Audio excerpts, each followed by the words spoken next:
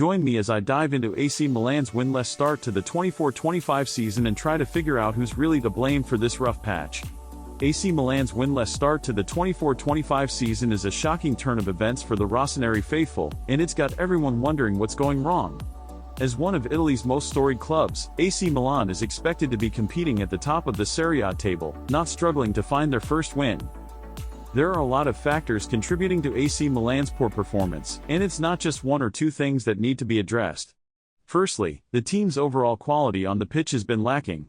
They've looked disjointed, with players struggling to find their rhythm and create scoring opportunities.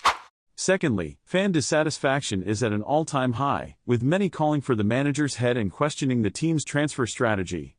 And thirdly, the potential implications for the season are dire. If AC Milan can't turn things around quickly, they risk falling too far behind the top four and missing out on Champions League qualification. The pressure is on, and it's not just the players who are feeling it.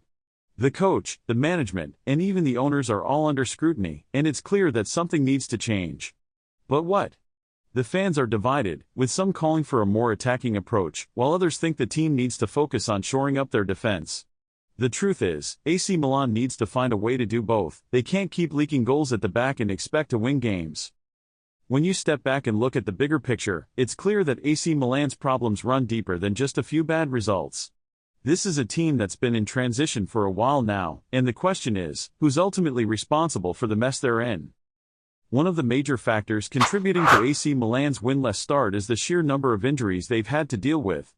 Key players have been missing for weeks, and it's hard to build momentum when your best players are on the sidelines. Of course, that's not an excuse. Every team has to deal with injuries, but it's certainly not helping.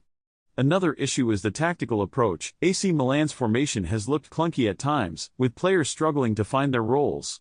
And let's not forget about the management decisions. Some of the summer signings just haven't panned out, and it's clear that the team is still trying to find the right balance. Tactical errors have also been a major issue for AC Milan.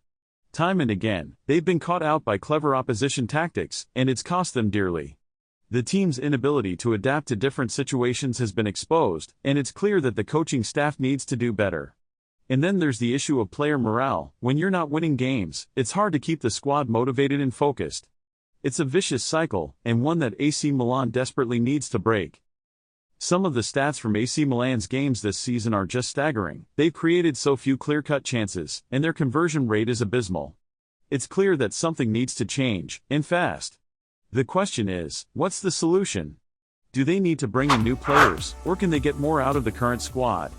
These are the kinds of questions that are keeping AC Milan fans up at night. AC Milan's winless start to the season has been a major talking point, and it's clear that the team is at a crossroads. They can either use this as a wake-up call and push on, or they can let it define their season. The question is, who's really to blame for this rough patch? Is it the players, the coaches, or the management?